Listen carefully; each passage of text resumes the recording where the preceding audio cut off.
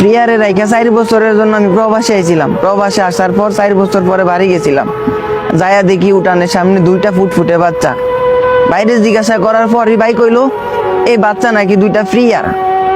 আমি কইলাম কি কয়, এই বাচ্চার বাবা কে? এই বাচ্চার বাবা তো আমি না। ভাই কইলো কি কয় এগুলা? তো একটা কথা, তুমি যাওয়ার পরে প্রিয়া দেখছিলাম বাড়িতে বেশি থাকতো না, পাশের বাড়ির মিঠুর লগে বেশি থাকতো, বাড়িতে কম থাকতো।